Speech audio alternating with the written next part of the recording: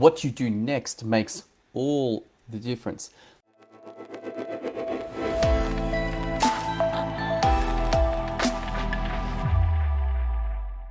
Let me say that again. System failures are inevitable. What you do next makes all the difference. System failures are inevitable. System failures are inevitable. I just had one. Just had one tonight. I want to share that with you just so you can see that, hey, this is going to happen. This is going to happen in life. It's going to happen in business. This was a relatively simple one, not a big deal. Pack the dishwasher. Go to the cupboard to get out the little dishwasher tablet. No dishwasher tablet. Now, what is interesting is about 4 dishwashers ago, I was like, oh man, we've got to get more dishwasher tablets. But I did not do anything with that. And now there are no dishwasher tablets. I got no way to make the dishwasher run. I'm like, this is bad. It's not that bad. It's really not that bad. Look, it's a dishwasher. No big deal. Worst case, I'm going to pull our dishes out and wash them. That's cool. That gets the job done. I've still got the squeezy stuff, the soap bubbles. I could do that. What is important is what I do next with that information. You see, most of the time in life, people will resolve the problem, go buy the dishwasher tablets, and not think about it again. It will just be an inconvenience, a pain in the neck, an annoyance. But when you come from a systems mindset, which I hope you do, then you begin to think differently. Like, how can I ensure that this does not happen again? And it's a tricky one because it's not just me putting the dishwasher tablets in. It could be my wife, it could be my kids. But somehow we're going to need to remember when there's about 10 left that we need to reorder. Okay, great, there's 10 left. Maybe we can have a little sign. If there are less than 10 dishwasher tablets, reorder. This is one way to do it. There is another way. And that is to have an entire spare box. And when you empty it, you move that box across and then you order the box. And so you've got one box that's being used and one box that's ready to be used. And that is your trigger. Again, still needs to be remembered. But it gives me time as perhaps the systems maintenance agent to go, hey, we're out of box. We used all the box. What's going on here? Need to reorder. Even better, even though it's my family, is to write this stuff down. What is critical in your business is that you do write it down. You see a dishwasher that doesn't work for 1 day, 2 days, 3 days. Look, it's not that big a deal. But in your business, this could be a big deal. And sometimes it will be a small deal if you can't fix it. Sometimes it'll be a big deal. Started to run into shops in America without any items to sell. This is a problem. Maybe soon I'll go to the supermarket and there will be no dishwasher tablets. Oh, okay. I hope we got some YouTubes on how to make my own dishwashing liquid. Hopefully we don't get to that stage, but we are seeing systems problems just begin to snowball, begin to appear as the strain of 18 months of COVID change has beginning to have an impact. The interesting thing about systems is that often there will be a lag between an event and a result, particularly in big systems like an economy. Something happens 3 months, 6 months, 12 months ago, and you only see the effects now.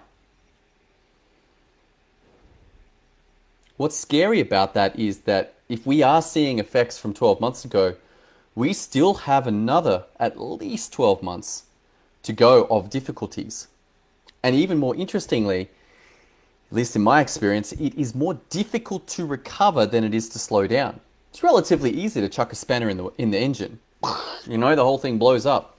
It could be considerably more work to repair that engine. Pull the whole thing apart, find out which gears are broken, replace those, order them in, replace them, test it, does it work? And so while chucking a spanner in only took a small amount of work, restarting that engine could be more. Particularly if you are not thinking systematically. They're like, oh, we're going to pull it apart. Do we have any parts?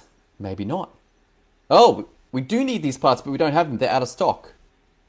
What are you going to do? The curious thing is that by having a slightly more than just-in-time mindset, so we've got one set of dishwasher tablets getting used and one set of dishwasher tablets ready, it gives a safety margin. You see, just-in-time requires a much larger system, a much larger economy to be working, and that is not what we're dealing with right now. We're dealing with problems. We're dealing with slowdowns. And the curious thing is that the effects of these may exacerbate exactly what you don't want to happen. We've seen this with toilet paper.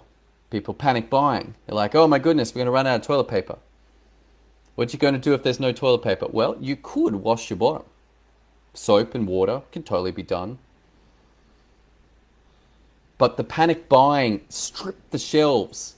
And as they were replaced, more was purchased, immediately straight back to zero. And this could happen if the dishwashing tablets became a sticking point for me. I was like, well, maybe I'll need some more. Maybe I'll buy 4 packets, 8 packets.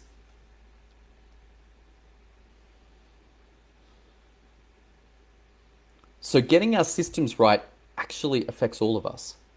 The ability to go to a shop, go to buy our food, go buy our dishwasher tablets, go buy our toilet rolls. All of these things actually are part of much bigger systems. And when those systems are disrupted, as they have been,